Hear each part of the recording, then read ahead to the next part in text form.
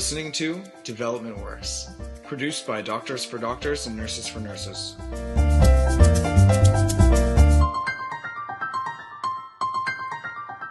Hello friends, I'm Andrew Wilson. And I'm Michael Carlson. This is Development Works for September 9th, 2015.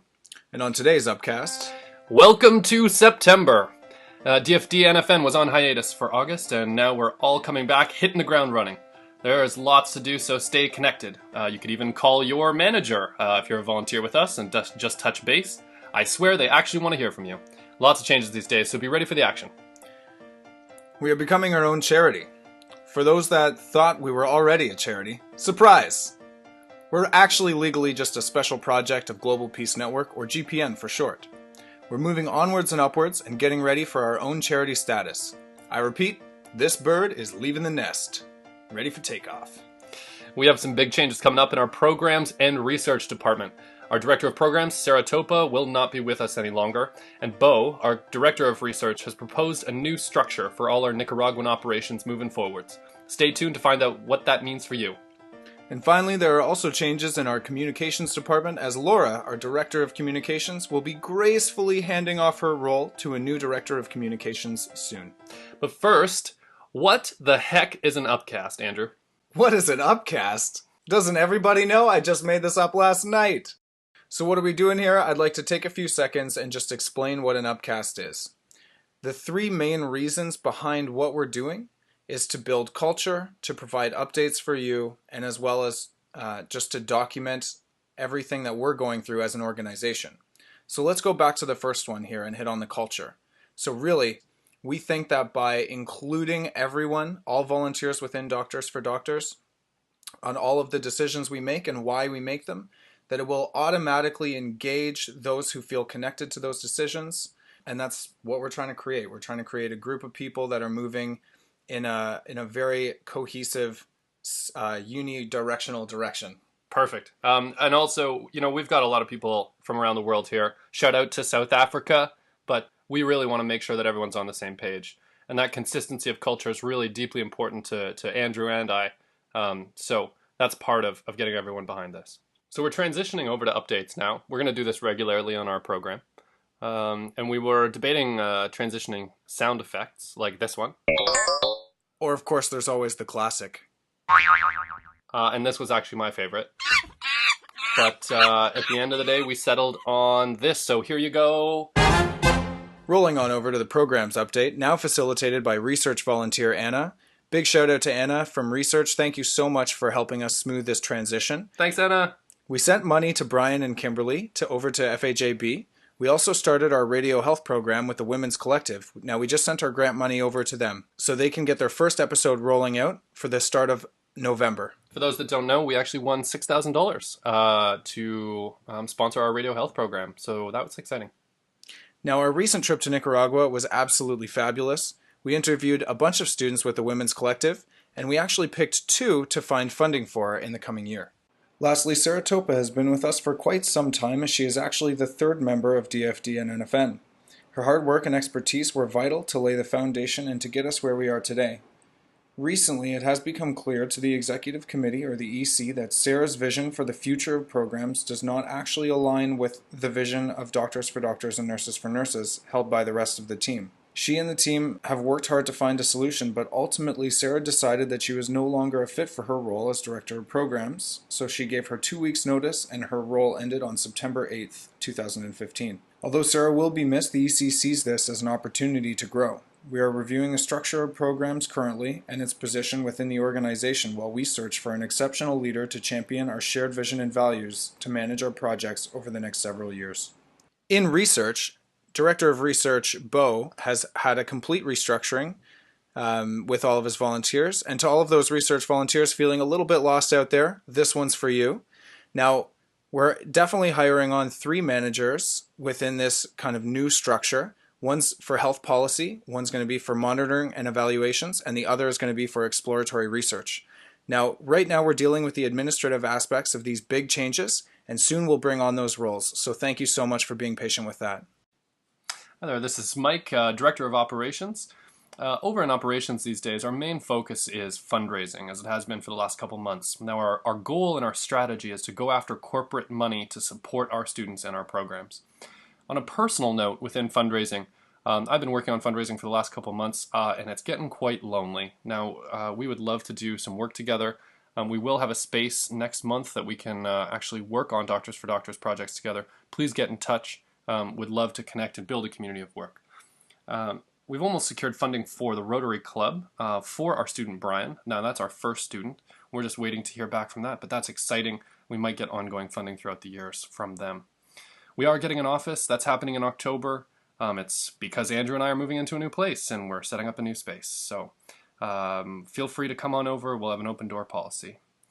Our legal team is working hard on the logistics with Andrew of becoming our own charity, so that's exciting.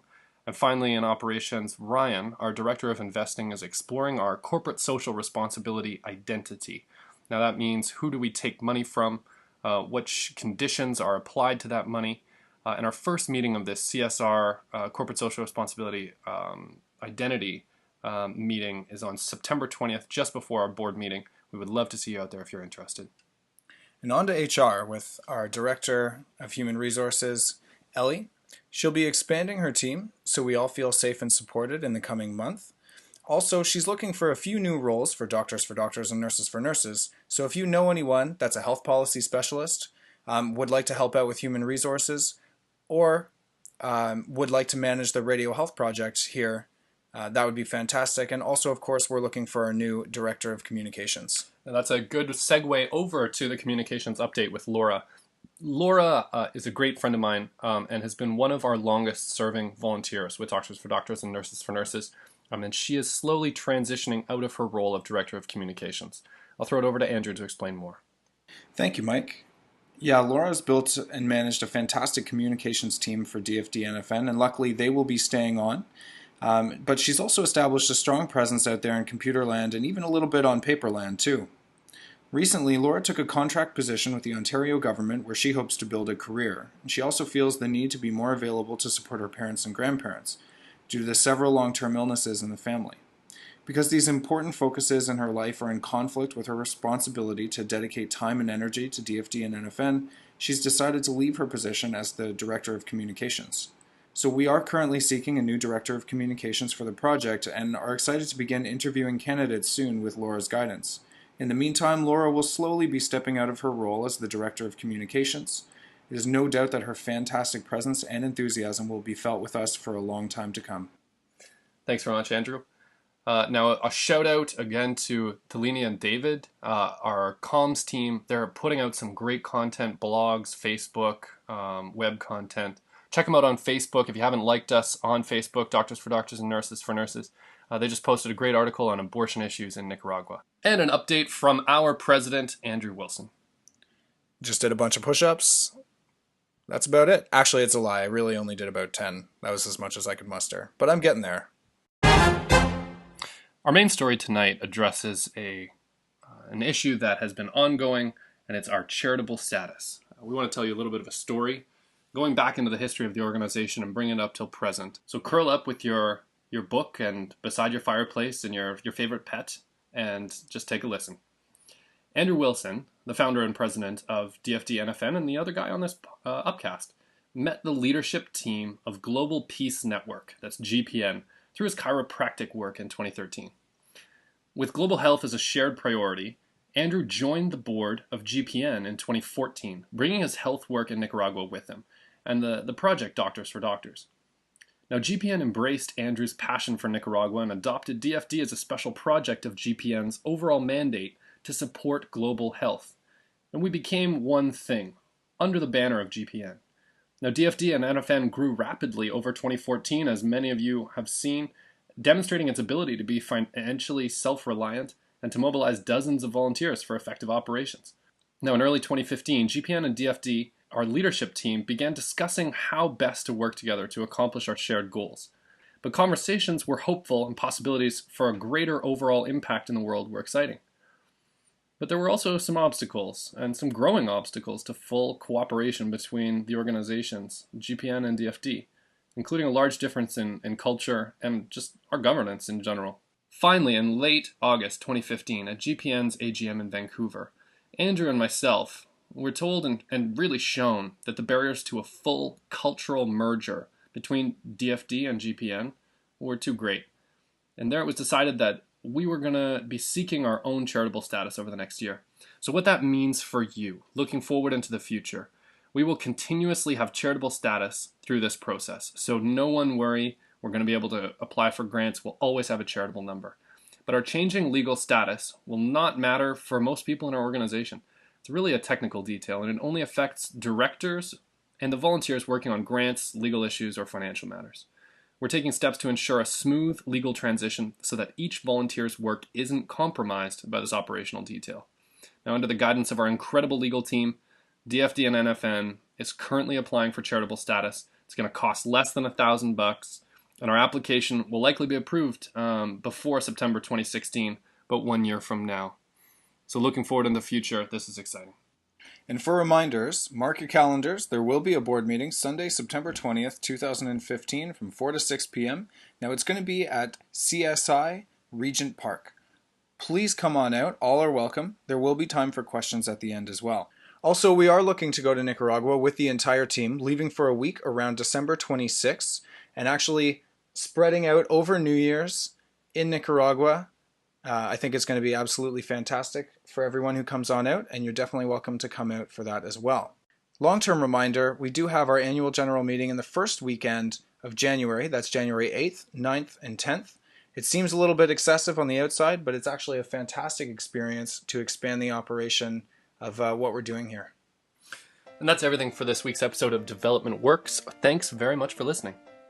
Now this is Andrew and Mike signing off, and remember, if you don't make mistakes, you're not working hard enough. Fuck it. This is Andrew and Mike signing off. Take two.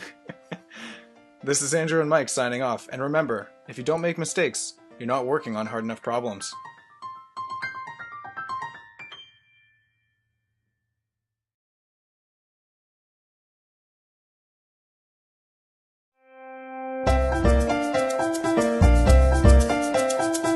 You're listening to Development Works, produced by Doctors for Doctors and Nurses for Nurses.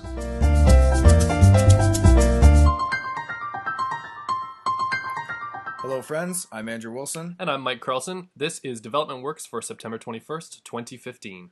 On today's upcast, Corporate social responsibility, the extraordinarily important issue of who we are going to take money from. Controversial topics are taking money from industries such as tobacco industries or mining companies, or the industry responsible for melting all of the polar ice caps and leaving cute polar bears on tiny icebergs. Ellie is building her human resources team, which is a very important expansion for us as we are trying to continue to try to impress more and more incredible people. Office warming party! Come one and come all. Book off November 8th, 4 to 6 p.m. in our new office at Bloor and Sherburne. After an action-packed meeting from 4 till 6 p.m., we will eat, drink, and be merry, and really break in the new and first DFD NFN official office space. And our main story today is Beau's new structure combining programs and research. You'll hear more on that coming up soon. Updates for the week. On programs and research, calling it evidence-based programs, but you'll hear more on that later. Also, introducing Laura, helping with the new system and getting everything in order after our switchover. We certainly couldn't have done it without your help, Laura, and we look forward to your work on the radio health program coming up. Our current focus on program development is just making sure everything is in order for the radio health program, and our first episode should be rolling out in November. This is Mike over on operations, the director of operations. DFD calendar. For those that didn't know, we do have a DFD calendar for the year, and reminders to all directors to update it. We have our major goals outlined for the year and put into particular dates, and at every board meeting, Andrew, the founder, calls out things that we haven't done and makes us feel guilty. Legal has been working on our application for nonprofit status lately, sending in the application by the end of this week. Thanks so much to our legal team for all their work. And a fundraising update, we need more money. Do you or anyone else you know have money, or possibly something that creates money, like a money tree? Because we'd love to get our hands on that. In other news, at Doctors for Doctors, we're looking into our corporate social responsibility and who we take money from. Our director of investing, Ryan, who's down in New York City, has been doing a lot of research on who we should be taking money from, what other nonprofits are doing, looking for industry standards, and looking for ways that we can lead the industry in our approach to taking money from corporations. Now, Ryan has done lots of work for us, and the basic questions that come back are really around risk versus return. What is our risk from taking money from corporations and any individual given corporation? And what's the return, the good things that we can use that money for, such as our programs, our students down in Nicaragua? Some principles that you might not have thought of. Don't take money from gun manufacturers. I know I didn't think of that before. I don't think I would have, but I didn't think of it. Or tobacco companies. Maybe mining companies or pharmaceutical companies. There are some issues with those. And we're looking into how do we decide which ones are okay and which ones aren't. And finally, can we actually find companies that are in line with our values, who are awesome, and that we can be proud of those partnerships? So we're looking at this, and Ryan is helping out. So thanks so much for your work, Ryan. And on to human resources with Ellie.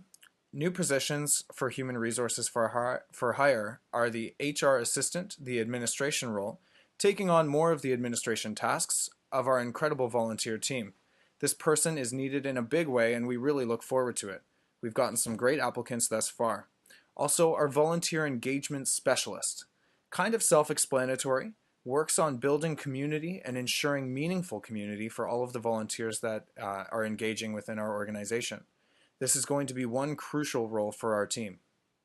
Over in communications, Laura is transitioning out of her director role. We are interviewing incredible candidates to fill her massive shoes. I mean, not that she has big feet, or little feet. No, damn it. We love you, Laura. And the new director should be hired in the next week here or so. In other news, we're getting some translations done by a new volunteer, Pamela, and excited to have her on the team, looking for a new role. We have also 2 letters from our sponsored students, Brian and Kimberly. Look out for the translation coming out on Facebook this week. And do you know any web design experts?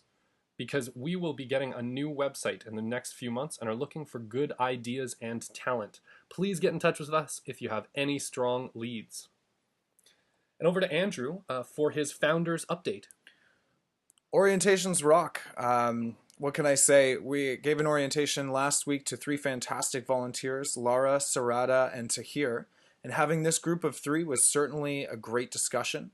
Lara had important experiences in on-the-ground work in Nicaragua. Sarada was a nurse coming in with incredible experiences in education and international development, coming in as a specialist advisor for the project or projects involving nurses. And Tahir, a medical doctor, also coming in with incredible experiences and valuable input to give us as a special advisor coming in as we're working with medical doctors on the ground. Our next orientation is coming up soon this week online with Paul, who will be working and looking at our impact assessment, working with Bo and Narija.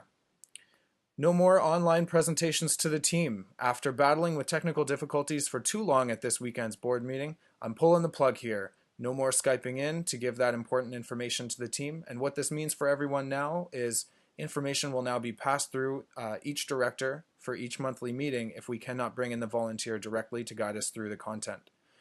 We will have the volunteer online and available for higher level questions if needed during the meeting. Lastly, we're getting really excited for a new director of communications. Folks, the truth is, the measure of a great leader in life is not the results produced while they're in charge, but it's in the ability of the team to continue to do great things after her departure. And in the case of communications, this could not be more true. Thank you, Laura, for ensuring a great handoff will take place. And I'll hand it over to our new director of programs, Bo, regarding our main story for today. The title of this segment is Bolicious Programs with a Large Order of Evidence. Hey everyone, this is Bo, former Director of Research and current Director of Programs. Following up on the first upcast, I will be giving a quick overview of the new structure of programs and research and what this may mean for you. Essentially, the former research and programs departments are now fused as one streamlined unit. This new programs department will be directed by myself and 4 other managers. These managerial positions will encompass different steps in our research and programming process. They will guide teams working on those aspects of a project. So let's get to know these positions a little bit better. I'm going to give you a quick overview of what these positions entail and how they're going to fit into the organization. The first position handles initial scoping research. They'll identify areas of need and develop an evidence base to guide us in our program development and through best practice. Another position will handle the operations of ongoing and developed projects, acting as our liaison to our local partners and ensuring that they participate in all of our program design and operation. The next position handles impact evaluation, ensuring adequate reporting to funders, providing us with insights on potential project improvements, and demonstrating a clear and replicable pathway to impact. Lastly, there is a health and social policy position that will help connect the projects and research we do to sustainable institutional level changes. These positions encompass a pathway to change that allows us to work from both top-down and bottom-up approaches. We will continue to work with Nicaraguan communities and organizations, using their local expertise to inform our research and programs, design, and operations. This will ensure locally relevant and supported projects. Though there are other aspects to still be developed, this is the core of the new department design. In terms of what this means for you, whether you were research or programs volunteer before, your roles remain largely the same. You will now benefit from a more integrated department and improved internal communication. One last additional feature of this model to highlight is how projects come about. Not only will the steering committee of myself and the managers be proposing projects, but we will also act as a review board for project proposals, meaning you can propose our next project, whether it be research or programs oriented. This gives you another avenue to inform the direction of our work and take it to places we may have overlooked. For all new proposals, whether they come from the management team or from yourself, we will have a project launch meeting where we will set an initial plan, divide up the responsibilities, and develop a timeline. This allows you to join or even lead projects in a capacity that works for your available time and that fits with your goals. As we continue to develop this model, let us know what you think, what's working, what isn't working, and where can we improve. That's all from me for now. Take care, everyone. And lastly, some reminders. Our new structure of come one, come all meetings has worked very well. I would love to see even more faces out next time. Again, all are welcome. Please come on out, and there will be time for questions at the end. Our next board meeting, our monthly meeting, will take place on Sunday, October 4th from 4 to 6 p.m. at CSI Regent Park. That's east on Dundas Street. Also, I wanted to get this out ASAP for everyone out there. November 8th from 4 to 6 p.m. is the orientation to our new office. We will announce this again, but this will be an office warming party. And again, that long-term reminder, our AGM is in the first weekend of January, 8th, 9th, and 10th, which is going to be fantastic, so just make sure that's booked off the calendar. And that's everything for this week's episode of Development Works. Thanks so much for listening. This is Andrew and Mike signing off, and remember, if you don't make mistakes, you're not working on hard enough problems. Nailed it. You nailed it.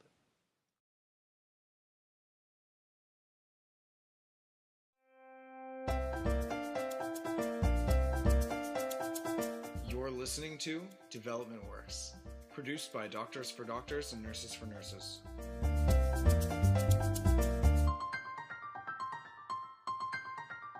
Hello friends, I'm Andrew Wilson. And I'm Michael Carlson. This is Development Works for October 5th, 2015.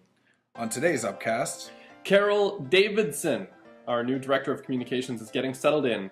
She certainly has some great ideas for both our internal and our external communications department. Also, we're one step closer to our charitable status, and we're working on our purpose. More on that to come. Our new space is here. Come on out to our new office at Bloor and Sherburne, and by office we mean apartment. Call either Mike or Andrew for more details. Updates for the week. In evidence-based programs, radio health is on its way. After bringing on Anna Cibrian just recently in an orientation for research volunteers, Anna is on her way to taking on the new tasks of the radio health program in Esquipulas, the small area in Matagalpa, Nicaragua. You want to know what I'm excited for? What are you excited for? I'm excited for building the only radio station in the area that's actually going to have an accurate account of healthcare information and advice, particularly for young women. I'm excited for the specialists that will be taking calls and texts and answering important questions that listeners may have. And it's also going to be recorded. We're going to be collecting a whole whack ton of information of these communities so we can plan where and who we can help next. Did I also mention that this is going to be open sourced? I don't think you mentioned that. No, I didn't. This thing is going to help everyone. People get invaluable advice. We get data on who we want to help next. But also, charities, we get to help them, when they want to access that data. Over to Mike in operations. First of all, can anyone else tell that Andrew's really excited today? Second update of operations. Mike has a new job. That's right, I do have a new job, and I will be working full-time as a trainer with the Ontario Federation of Indigenous Friendship Centres. Bit of a mouthful there, but I will be transitioning into that soon, and will still be having my role as Director of Operations, and will still be there to help, just be focused day-to-day on that. Our community outreach program has been expanding.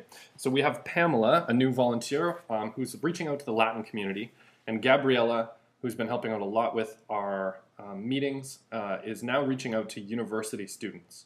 Now, speaking of our university outreach, we're currently setting up the infrastructure to start student clubs at U of T. But we really dream about a pan-TO council, that's pan-Torontonian council, from all the major universities in the GTA, all working together to support communities in Nicaragua. So one of the big questions that we have now is, what makes a great student club at a university? Because we want to create the best student club possible, and one that benefits not only students here and the organization, but especially the communities that we work with in Nicaragua. So what do you think makes a great student club? Have you ever been a part of an incredible student club? We would love to hear from you, so please email us with your thoughts. We will soon be looking for an events manager in operations this week, in fact. And Javier, who's been helping out with events lately, will be assisting and looking for someone to take charge. So if you know anyone who is interested in managing events, please let us know. And finally, in operations, we had a day of fundraising where we brought in all facets of our fundraising teams last week. And we have an incredible team that's taking that work and looking to restructure into two distinct streams in fundraising. So overall, that's fundraising, the people whose job it is just to make money for the charity. That's grants and corporate connections. And we also have the people in community outreach. Now, those are the people whose job it is to connect with others, and sometimes that makes us money. So those are campaigns, communications, events, and community-targeted outreach, like our university campaigns. Now, over in Human Resources, Ellie is interviewing some really strong candidates this week for her position of HR assistant, and is really excited to get her team ready for the winter. Over in communications, Andrew got a chance to sit down with Carol, our recently appointed Director of Communications, and asked her what she thought about her new role. Let's listen in. All right, Carol, so what is communications to you? Well, for me, I think in this case, it's getting the message out to people to tell them about the good work Doctors for Doctors are doing, but also inside the organization. I can tell you have a great group of volunteers, and making sure everybody is communicating and excited about the plans ahead. Sounds great. How do other charities utilize it, and what will we do differently? I think, in my mind, a really successful charity used to mean top-down. Here's what we're going to do. But I think for this charity, it really does seem grassroots, and everybody's thoughts and their ideas will be heard. And I think that's a fantastic way to communicate. No one's really above anybody. We're all sharing this journey, and everyone's ideas are welcome. Couldn't agree more. What will your team look like in a few months to a year? Well, I'm hoping we have a few more volunteers, people that are maybe better at getting together some visual elements that will grab people when they have a quick look at the site. Definitely hoping to have more stories of the people on the ground. For example, when you travel there, we'd really like a little bit more information about what it's like and how Canadians might learn from it. And hopefully have some more volunteers that want to blog about what we're doing and send out tweets and really spread out the message. Sounds great. How does it affect other departments in the charity? So, for example, the legal team or... Well, there's nothing worse than having all these great people working independently and the left hand doesn't know what the right hand is doing. So communication is almost number one, because if nobody knows what you're doing, what does it really matter in terms of the scheme of the plan? So I think the most important thing is that we all communicate, know where we're at, and certainly for the good things, but also maybe a few stumbles along the way. We need to know what's not working and fix it. Beautiful. Thank you for your time, Carol. Now, for everyone's information, that was Carol Davidson, someone bringing to the table over 16 years of experience as a journalist, editor, producer, and reporter for CTV News. And over to Andrew for his Founders Update. I'm just giving orientations, reaching out to doctors and nurses who want to get involved, and keeping everything on the tracks to success here. He didn't do any push-ups today before this, so that was good. Andrew, I wanted to actually share something personal with you and the listeners out there in Upcast land. We don't often get a chance to talk about anything personal on these Upcasts, but I've really been struggling with my purpose in life lately. Well, you know, Mike, everyone goes through a little identity crisis sometimes, and heck, even with Doctors for Doctors here, we're still working through our purpose, you know, our legal purpose, that is. Our legal team has been working hard with me and actually another helpful expert lawyer in charity law from Nova Scotia named Richard to ensure that we have a very strongly worded purpose for the CRA. Now, that's the Canada Revenue Agency. This is important because as we are applying for charitable status from the CRA, the purpose is the details around what we are allowed to do on the ground in Nicaragua. All departments have been engaged to make sure that this is as strong as possible by the time we apply. And lastly, here's some reminders. Our next board meeting is Sunday, November 8th from 4 to 6 p.m. And again, come one, come all. But Andrew, isn't there something else going on that day too? Oh yeah, thank you for reminding me. Of course, there's our office warming party. Snacks and soft guitar music will surely be there as well. And just another reminder that our AGM is coming up in early January, January 8th, 9th, and 10th over the weekend. Make sure to put it in your schedule. Now lastly, I'd like to take a quick second and welcome to the community Anna Cibrian taking on the radio health program, and of course there's Serrata working with us as a special advisor for nurses, and Tahir working with us as a projects advisor with medical doctors. Of course, this is all on-the-ground work in Nicaragua. And that's everything for this week's episode of Development Works. Thank you for listening. Now this is Andrew and Mike signing off, and remember, if you don't make mistakes, you're not working on hard enough problems. I always like that so much. Yeah, it really makes you think.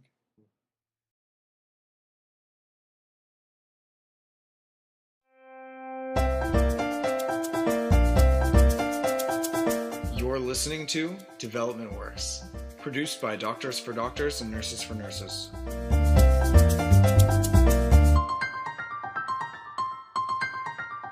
Hello friends, I'm Andrew Wilson. And I'm Michael Carlson. This is Development Works for October 18th, 2015. On today's upcast, water everywhere, and you could drink it, but there may be consequences. I think that's how the saying goes. But this is certainly holding true in rural Nicaragua. We are connecting and thinking about slowly expanding into water sanitation and development. We'll tell you about that, the whys and the hows coming up. Finally ironed out our purpose as well. We'll be applying for charitable status soon. It's an interesting process, and many of you may want to know how it works. In full detail on this show coming up. Our new space is here. Come on out to our new office at Bloor and Sherburne, 545 Sherburne. We are officially now set up. And we are a hiring machine. We continue to recruit extremely talented volunteers as all of our departments are growing as fast as can be. Updates for the week. Over in evidence-based programs, water health. It's really important to address in rural Nicaragua. It's a basic human right that still needs to be fulfilled. Gonzalo is a new volunteer with us. He's an engineer fluent in Spanish with a master's degree in public policy, and he's going to be overseeing the technical aspects of making sure that we are collaborating in the right ways with the right people in Nicaragua. Now, Bo's team is also filling out their team, and what a rush this is. Many new faces joining the organization, and we'll be filling out evidence-based programs for the better. This will certainly get us caught up to our Canadian operations side of things, and we will be ready for blast-off soon. Also, Anna is working on the radio health program and is getting introduced and is working hard with our impact assessment expert, Paul, to ensure that we are collecting the right data and the radio health program rolls out smoothly soon. Mike Carlson over here, Director of Operations. I want to thank Amanda Simbal and Mike Cohen, who are each working really hard through grants and fundraising and all the processes with me. It takes a lot of time to set up the structures for success for an organization, and we are hoping to have grants and grant applications set up within the month, and corporate connections by the end of the year from Mike. Other news, our university network is starting up. So as part of a targeted community outreach, we're reaching out to university students throughout the GTA. Currently, U of T Scarborough is acting as our pilot program, and they're helping to design the outreach strategy to break down barriers that have traditionally left schools isolated in the GTA. So we're going to bring Ryerson, York, Humber, U of T, all the big ones around. We're beginning development of our yearly fundraising drive as well. Hopefully taking place in mid-November, we're going to shoot and cut about 1 or 2 videos to update the world on where we, DFD NFN, is at. Also, we'll be reaching out specifically to previous donors for their support again this year. And over in Human Resources, with Ellie as the director, Ellie has chosen, after a hard interview process because many great applications, Ellie has chosen one great Human Resources assistant who I will be meeting with and orienting tomorrow. And over in communications, Carol, our brand new communications director, is building her calendar and the plan for the year for success. Now that includes a major fundraising drive for the year, and that's coming up in mid-November, so you can look forward to that. And over to Andrew for his founders update. Well, I'm still giving orientations in person with our banners. Man, I love those banners. You love those banners. Meeting the other executive members and just putting some really concrete things into the calendar. Some major goals and objectives for the next 6 months. We're going to be doing that this coming week. It's very exciting indeed. Our calendar has so many different colors on it. I think it's kind of like a painting, like a collage of Nicaraguan empowerment, if you will. You would. And now over to Bo. It's time for our fact of the day. Access to water in Nicaragua is improving. 89% of the urban population has piped on-premise water. However, in rural communities, only 29% do. Muchos gracias, Bo! And for our main story today, how do you become a charity in Canada? First, what is a charity? Well, it's a corporation with a legal status from the Canadian government. Well, it basically gives any donors tax receipts for any donations that go to it. And there's really no other reason or separation from that. Now here's how you get that legal status. It's actually quite complicated. I know initially when I was finding Doctors for Doctors about 4.5 years ago, it was much too complicated for us at that time. But here's how that process looks. So the first step here, you get a group of people together, at least 3, and 2 of them must be Canadian citizens. Secondly, you take a couple of months to build evidence for your cause or work. So I'll come back to this evidence later. And third, you have to apply to be a corporation, but specifically a nonprofit corporation. It sounds kind of weird, but that's the legal language. Now this document is about 3 pages long, and it's not too intense. The government really just wants to know that you're a thing. Now this is for a bunch of reasons. So how can you sign contracts if you aren't a thing? How can someone sue you if you aren't registered as a nonprofit chainsaw juggling association? You get what I mean. But before you submit this application for nonprofit status, you need to align it with your charitable status application. So I'm going to jump into that now. The charitable application. Now this is super intense. It's actually as intense as Mike just made it sound. It's about 16 pages and you are scrutinized very deeply by the Canadian Revenue Agency, or the CRA. You basically have to write everything you have ever done, are doing, and will do for the entire span of your charitable life. That document will end up being something like 50 pages if you attach all of the supplemental materials. Now, it must be perfectly aligned with your nonprofit incorporation document mentioned earlier. So some planning has to go in here. Now, you must also show evidence of everything you are doing. Every tweet, every partner organization, every dollar raised is scrutinized, and if they find something wrong, they will send it back to you, which delays everything several months, or actually turn down your application altogether. Once you have submitted this charitable application, you wait for around 6 months, and they may approve you, or they may make you redo some sections. The whole thing costs around $500, but if you don't have a killer volunteer team for lawyers and time that they spend doing it, we were actually quoted $10,000 initially. Now about this, I want to take this opportunity to talk about how absurd and prejudiced the charitable application system is. So there's this thing called institutionalized prejudice, or racism, which essentially means that some processes deemed to be best actually bias away from a group of people, most likely minorities. And when some institution wonders why, for example, no people of color are using their services at the end of the year, it's because they've made hundreds of small choices that all added up to form massive barriers to certain groups getting access. So let me give you 3 examples of why I really believe this is the case with the charitable application process in Canada. So first of all, the big incentive here for charities and charitable status are tax breaks. Now, who pays taxes? Well, that's people with money, higher class people. So is there any real incentive, economic incentive, for lower economic classes to give to charity? Well, certainly not from government. This system is built to incentivize the rich to give to the poor. And how does that even sound? These rich-poor separations are likely what caused a lot of the problems that we're trying to address to begin with. So the system encourages power to be concentrated with the rich. What about the poor helping the poor? Nope. There's no incentives there. Second, the application process is horribly complex. I have a master's degree, and Andrew has some sort of witchcraft degree, and now he's a chiropractor.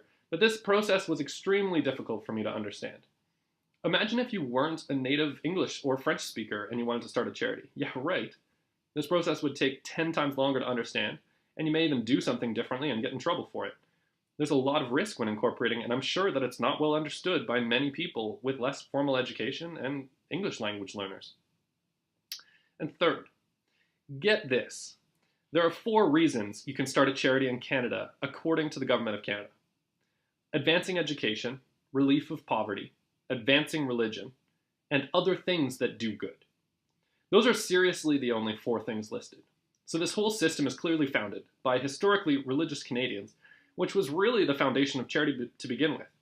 But what about other ways of doing good that aren't mentioned, like increasing access to employment or health, reducing violence, tackling complicated issues around mental health, and even newer, innovative ways of doing good, like microfinancing, that aren't mentioned, and we've heard has a much higher rate of being rejected in their applications.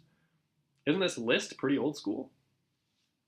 So for me, Mike Carlson, this process of applying for charitable status has been eye-opening.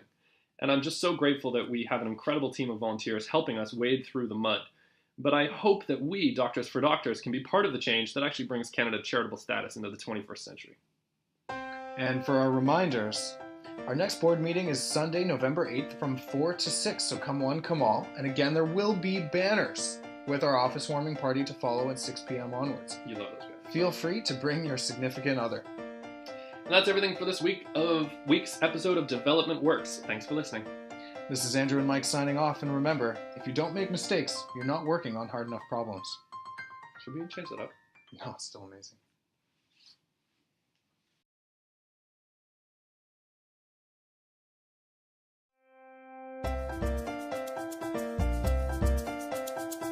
You're listening to Development Works, produced by Doctors for Doctors and Nurses for Nurses.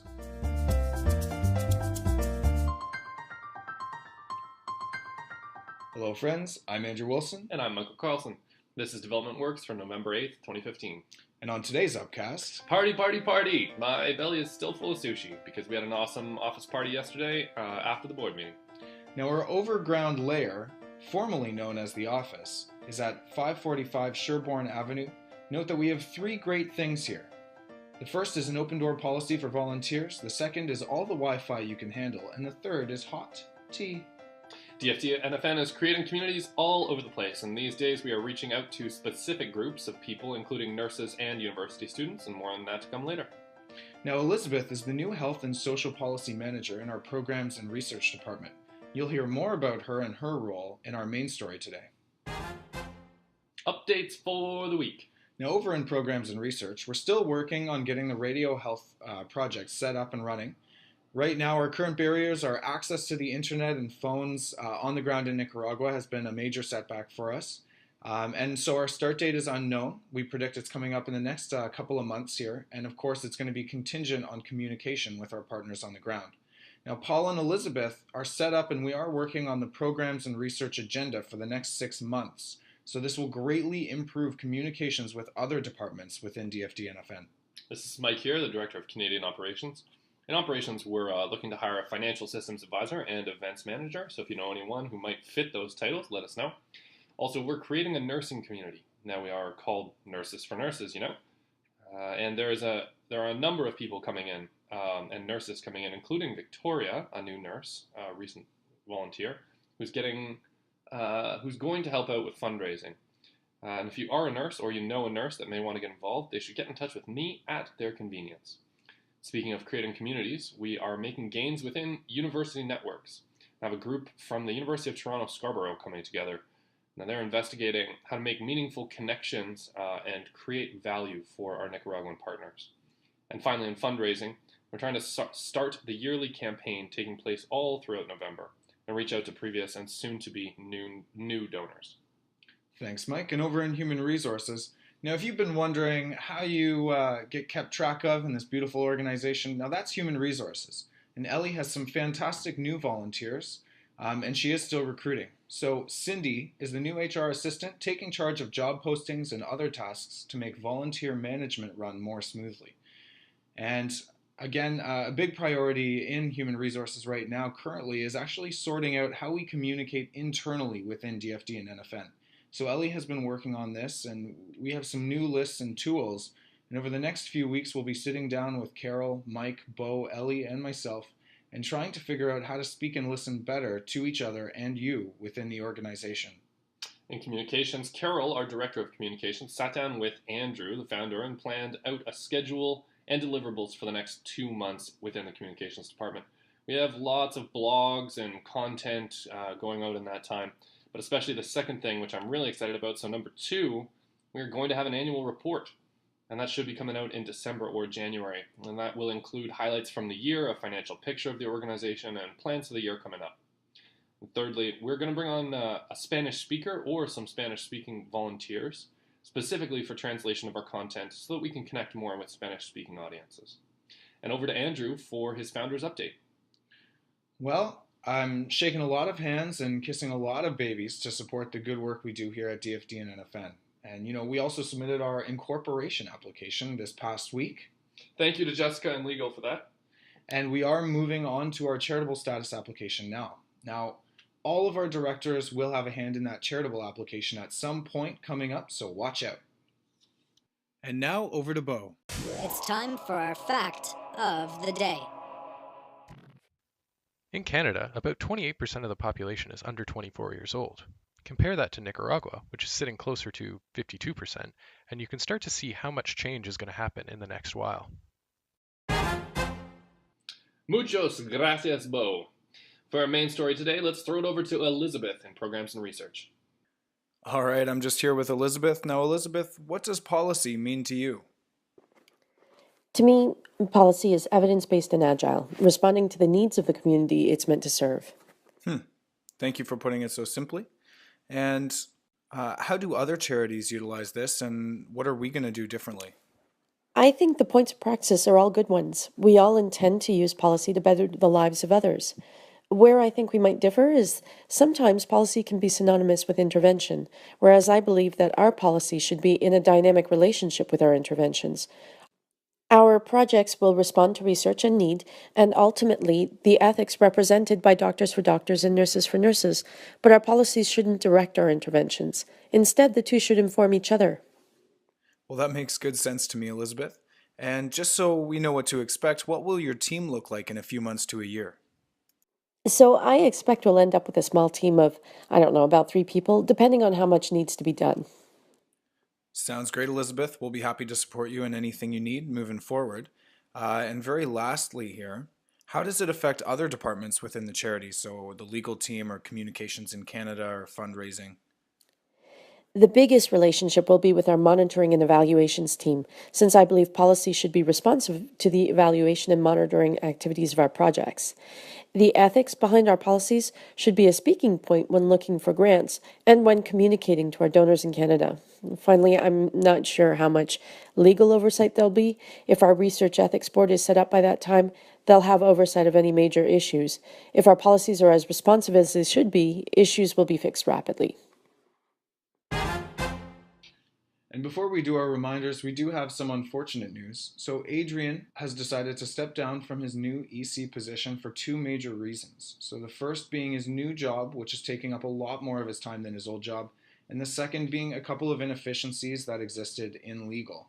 We believe that a lot of these were due to internal communications as well. Now, he and I believe that although one of them on their own would have been very possible to work through, the combination of the two leaves him not able to fulfill his role in the way that he feels would be doing us justice. So he feels that he no longer wants to give his time to manage the team of fantastic legal personnel that he's worked with. And of course, I've been speaking with Jessica and Anupa regarding the new structure of legal, and we will be working to build something better together for legal and for us in the future here, the near future. So more on this to come as it develops. Reminders for this week. We are not, I repeat, not going to Nicaragua over the Christmas break. We were hoping to before, but because flight prices are so crazy, we won't be able to go this year. We're going to try for a trip in the middle of next year for the whole team, for an opportunity to go down to Nicaragua and see the reason why we're doing all this. So stay tuned for that. Our quarterly TAO, which stands for Tear Apart the Organization, is happening Wednesday, November 11th on Remembrance Day from 2 p.m. to 6 p.m. Now this is where we get to complain about the organization and then do something about it. So please come on out and bring all your complaints with you. It will be at the DFD NFN Overground Lair. Now, just to quickly stress a point here, DFD and NFN is heavily influenced by the opinions of Mike and myself and the other board members here. And this meeting is not for us. It's actually more for our volunteers that don't get a chance to kind of bring to the table some of the improvements that they would like to see to help this charity. And even if nothing is coming to your head right now, that's okay. If you come on out, I guarantee you will have some things to say that can greatly help change and shape our organization. So this is a great chance to step up, and it's certainly going to be a fun afternoon. And the third reminder here, next board meeting is Sunday, December 6th from 4 p.m. to 6 p.m. in the same place, the Overground Lair. And again, all are welcome, so please come on out. Now, very lastly, I'd like to take a quick second and welcome to the community Vitan, our monitoring and evaluations coordinator for our medical education scholarship applications, currently with Brian and Kimberly. Andrea is coming in, currently in Nicaragua, doing some great research on the nursing project and collecting some communications for us. Now, Emma is also joining us with tons of experience in taking on the role of programs coordinator.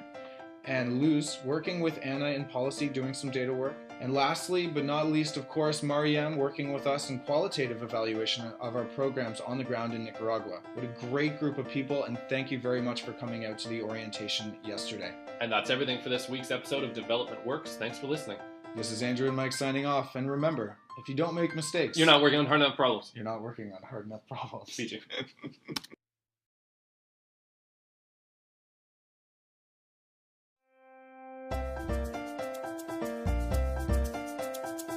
You're listening to Development Works, produced by Doctors for Doctors and Nurses for Nurses.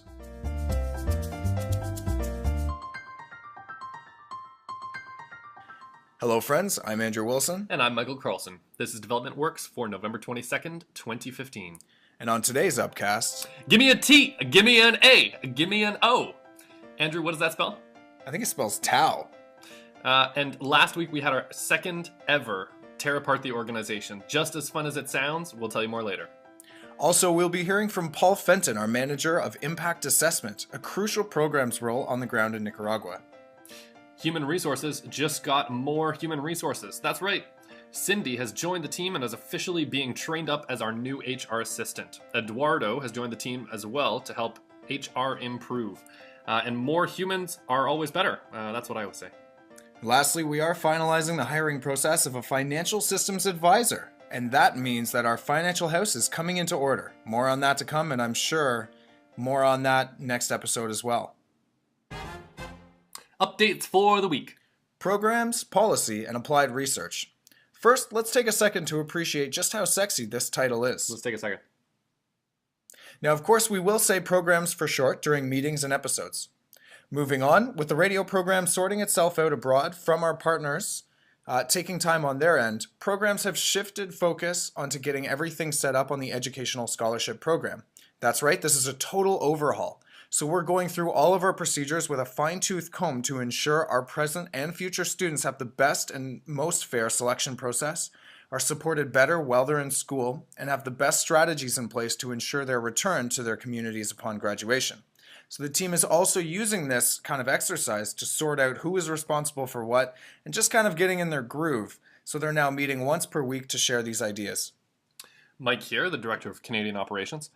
Before I give my update, let's hear a commercial from one of our sponsors. Yeehaw! You ever wanted to be a manager? Maybe even a manager of events? Well then, partner, come on down to Mikey's office, because we're looking for some thoroughbred managers to wrestle up some events. So come on down. Thanks to our sponsor for that. We're never doing that again. We finally have a framework for applying. For grants. Thanks so much to Amanda Sembal for that. We will be sending out our first general grant soon, and that's going to ETFO, the Elementary Teachers Federation of Ontario, who will hopefully, fingers crossed, be sponsoring a student with us. The nursing community in NFN is still forming, and we have several folks who want to take on leadership roles and create a vibrant collective of nurses that is doing meaningful work in Nicaragua. After getting everyone together over the next month, we are planning on a prioritization action plan and then assessing them, those different actions for maximum benefit. And if you are a nurse or you know a nurse that may want to get involved, they should get in touch with me at their earliest convenience. Also, our university clubs are still formulating, and we're expecting to have our first group meeting next weekend, and that's a big development in the future of those clubs. Lastly, with all these communities starting up around DFD and NFN, I wanted to share our patented 5-step process on how to build a community of people. So here we go. First, you identify a group of people with a common need or desire. Second, you inspire them with stories, images, dedication, and specifically connection. Third, you get them to generate all of their creative ideas for solutions or actions. Fourth, you create an evaluative framework for measuring which of those ideas are better, and then rank all the ideas. And fifth and lastly, you choose the top ideas, you delegate them out to the people in the community, and you set schedules for the group. Well, thank you, Mike, for that. Now, over in Human Resources, with the new Volunteers Oriented, they are now undergoing training. So welcome again, Eduardo and Cindy in Human Resources, and thank you for being the best and wanting to help keep our ship on track. Now, over in Communications, Carol, the Director of Communications, she is currently bringing on another volunteer. She is creating a plan for an annual report to come out at the end of this year, and she is understanding how to run a fundraising campaign. Over to Andrew for his Founders Update. Well, Mike, I just rode my bike from Bolton to DFD and NFN's office here in Toronto, and I gotta say, I feel great. Nothing quite gets your day going like a 2-hour bike ride in 1-degree weather, pouring rain, and a giant headwind. And more importantly, just so everyone knows, I'm actually moving to Toronto full-time. So I've felt that with DFD and NFN growing, I would like to be closer to it. As opposed to being its estranged father, I feel that me finding some good work here in Toronto as a chiropractor and prioritizing more time during the week for DFD and NFN is going to take us to the next level. So Toronto, here I come, and I am here to stay. And I'm also doing good socially, spiritually, nutritionally, and physically too. And now over to Bo. It's time for our fact of the day. The physician density rate is the number of physicians per 1,000 people in a population. The rate in Nicaragua is 0.37 per 1,000 people. In Canada, it's 2.07. Muchos gracias, Bo. For our main story today, let's throw it over to Paul, the Impact and Evaluations Manager in Programs, Policy, and Applied Research. Question 1. What is monitoring and impact evaluation? Well, I think here we have two distinct but interrelated things to talk about. So firstly, monitoring. Monitoring is the routine and systematic collection of information against a predefined plan of action. So the main purpose of doing this is to have internal and external accountability of the resources we use and the actions we take as an organisation when working on projects. So then what is impact evaluation and how does this relate to the monitoring of our projects? Well, evaluation is about using monitoring data and other information we collect to make judgments about the value of our projects to the communities we work in. Or to put it another way, evaluation is all about investigating whether the projects we undertake are actually contributing to a positive change. Question 2. Why is monitoring and impact evaluation important? So I think there are a few reasons why it's important. First and foremost, I think it answers the underlying question we all want to know. Are we as an organisation actually improving lives? And if not, why not? I think it can most productively be used to support internal planning and the future developments of the projects, but I don't necessarily think that the benefits of good monitoring and evaluation have to stop there. Whilst monitoring and evaluation allows us to be more accountable to our stakeholders, which is very important, I think it also plays a role in helping us document our story. This is to document the life of each one of our projects in order to give them a real identity, which actually represents the people behind the projects, as well as the people benefiting from them too. Question 3. How does it affect other departments in the charity? Well, I think every department will affect each other in some sort of way. So maybe I'll just pick out a couple of examples. So perhaps starting with communication. I think from what I just said about the benefits I believe good monitoring and evaluation can bring, it's clear that a huge part of my plans is to try and ensure that the work we do as a department is more than just a tick box exercise for funders. I think a really important aspect of evaluation is ensuring that people know about the great work we're doing at the organisation, and therefore it's really important we collect and develop information about our projects that is interesting, communicable, and friendly to a wide range of audiences. More directly to answer the question, in any good evaluation plan, there is also a good communications plan. And so I think the communications department are going to be really influential and an important team to integrate directly into what we're doing in the monitoring and evaluations department. So a second example relates to fundraising. Given that we as a charity are trying to use an evidence-based approach to policy making and program planning, it means that the evaluations team is able to get involved in a project's life at a very early stage, the research stage to be more exact. This brings the benefit of allowing us to more efficiently create evaluation strategies and develop projects that have a better evidence base. What this means for fundraising is that we would hope that this will translate into more credible information and project plans being relayed to them for fundraising applications, which we will also hope will allow them to be more successful, as well as provide them with more tailored information that they need for their granting applications. And the reminders for this week: please read the TAO document, the Tear Apart the Organization document, and it will blow your minds away. Next, the next board meeting is Sunday, December 6th, from 4 p.m. to 6 p.m. It's in the same place, the Overground Lair. And again, all are welcome, so please come on out. The Overground Lair is actually our office, so. Oh, and our AGM is coming up. Oh my, it's actually coming up quickly. No, seriously, book the time off now. It's January 8th, which is the Friday, to the 10th, which is the Sunday night. It's the first weekend of 2016. My goodness. That'll be nice. And also an introduction of our new volunteers. Welcome Will and Remendir to our programs department, and welcome Eduardo to human resources. Great online orientation, and we'll be talking again soon. And that's everything for this week's episode of Development Works. Thanks for listening. This is Andrew and Mike signing off, and remember, if you don't make mistakes and you think you're working on hard enough problems, you aren't. I gotta think about that one.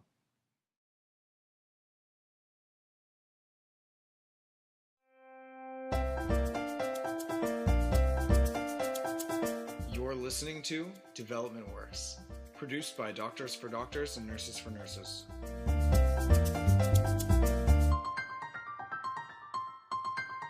Hello, friends. I'm Andrew Wilson. And I'm Michael Carlson. This is Development Works for December 7th, 2015. On today's upcast, Boy howdy, that was an intense board meeting yesterday.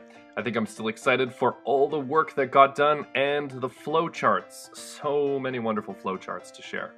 Lots of updates from that today, as we have lots of new processes around this.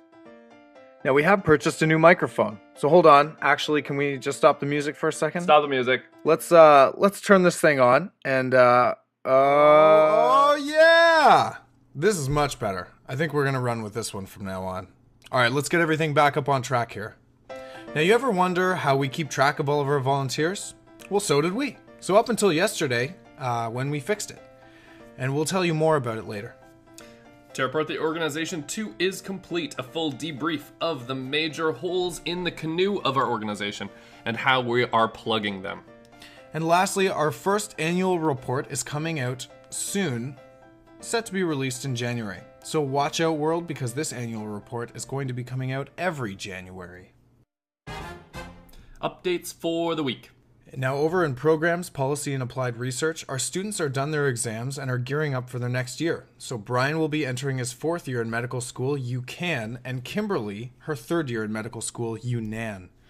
On an interesting note, our student Brian found it hard to get textbooks from his library and didn't let us know until the end of this year. Now, of course, he still passed everything, but it did significantly affect his ability to perform really well in one class in particular, and that class is, of course, physiology. Am I right, people?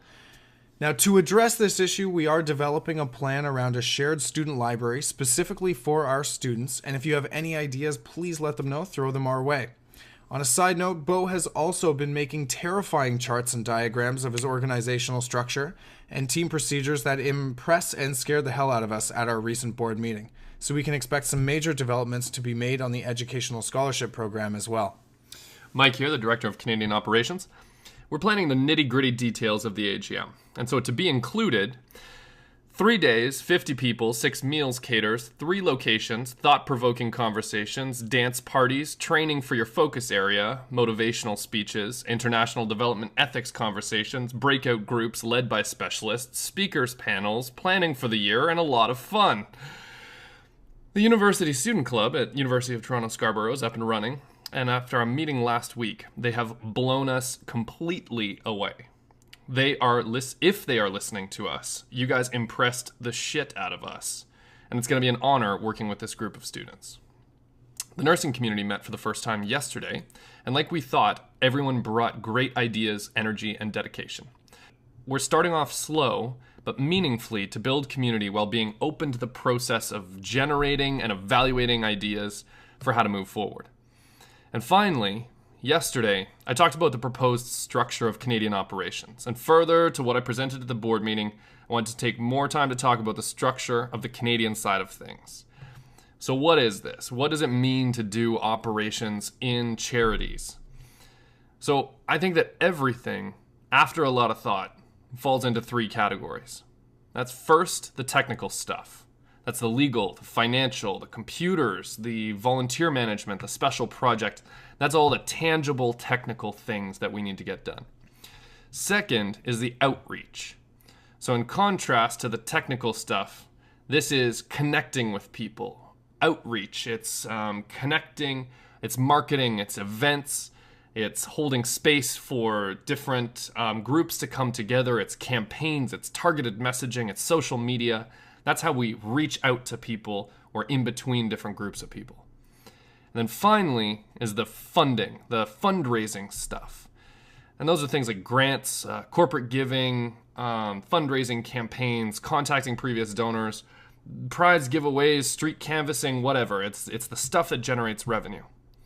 And I thought for a long time about this, and I think we got everything covered. And I dare you to think of something that wouldn't fit into these categories. And I dare you, Andrew.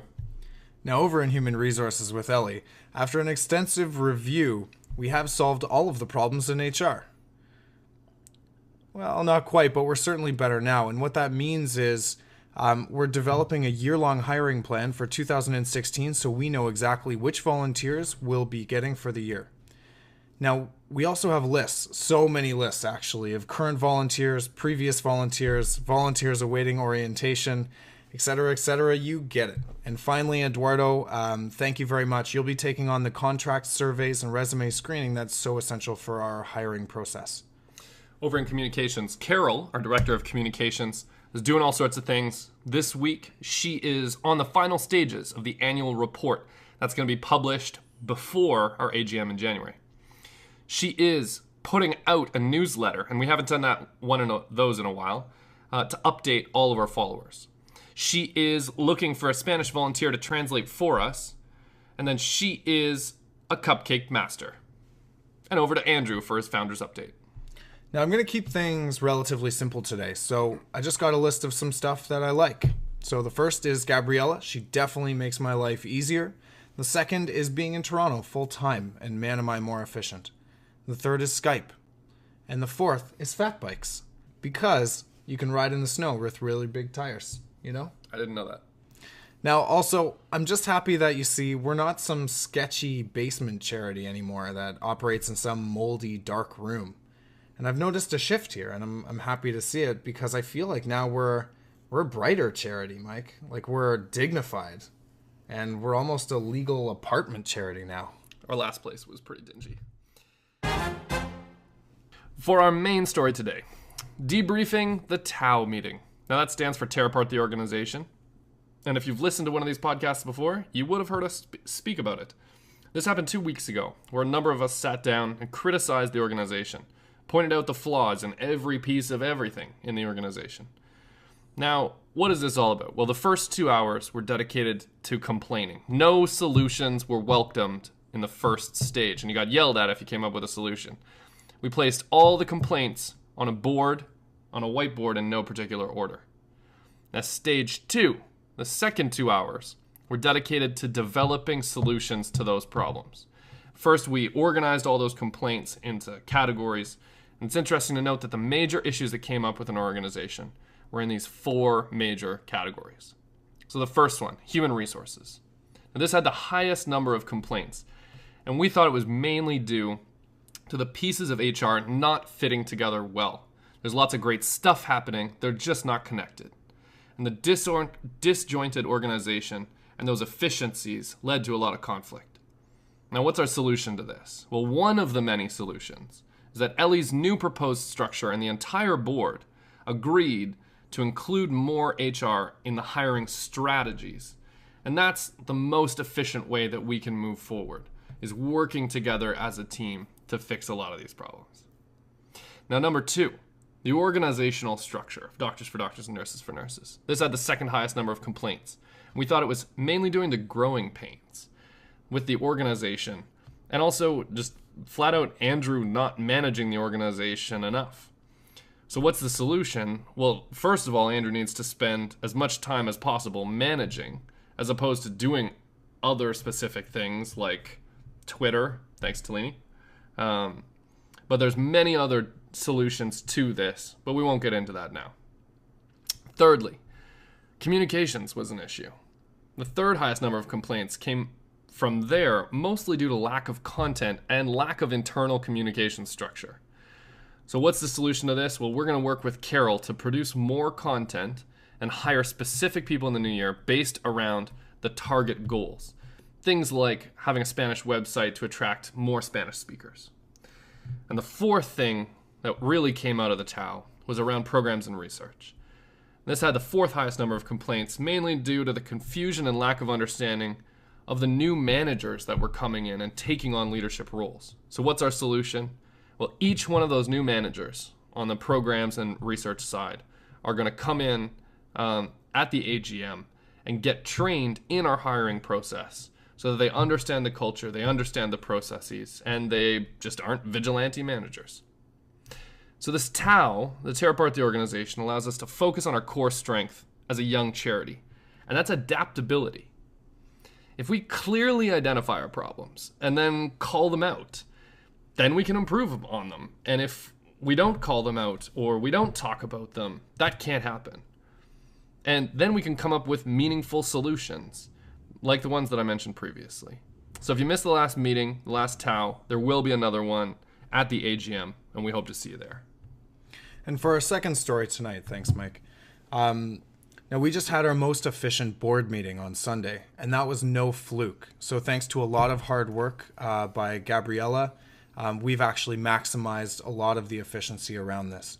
We've implemented some important things that I would like to let everyone know and kind of like let everyone in on the collaboration of research and experience that we've had, of course, and management books. Now, no one was allowed to give updates on small tasks that we have executive meetings for every week. And this allowed us to focus solely on high-level discussion, which of course is the overall purpose of the board meeting, these high-level kind of directions of the organization to be debated out. Now, the second is our board meeting had a new 3-tier structure that we kind of proposed and set forward at the beginning. And that 3-tiered structure is this. The first tier is the board of directors. So they're the ones doing all the chatting for the first hour and 50 minutes and debriefing the major issues of the organization. The second is the volunteers and other managers, which they can watch and take notes and ask questions for that last 10 minutes of the board meeting. And the third tier is the public who are invited. So this will be just more of a culture kind of sampler piece where they get to try us out. And even though they don't get to contribute just yet to the board meetings, we all know that the most fun happens before and after in the social time anyhow. Now, I'm going to hand it over to Mike for reminders. Reminders for this week. The next board meeting is actually the AGM, the annual general meeting. That's right. We've been telling you about this for months, and you better have remembered it. No, it's finally coming up January 8th, 9th, and 10th. And please get as much of that time off as possible from your work or your job or whatever you got going on, because we have a super jam-packed few days of learning, working through tough problems, and of course having a lot of fun. And absolutely, you'll be getting an email about that as well. And apparently, I think there's a holiday coming up as well. So happy holidays, everyone, from the whole DFD and NFN team. And just lastly here, introducing some new volunteers. Welcome, Renita. So she's going to be working with Anna over in data analytics. And that's everything for this week's episode of Development Works. Thanks for listening. Now, this is Andrew and Mike signing off. And remember, if you don't make mistakes, you're not working on hard enough problemas. ¿Te gusta?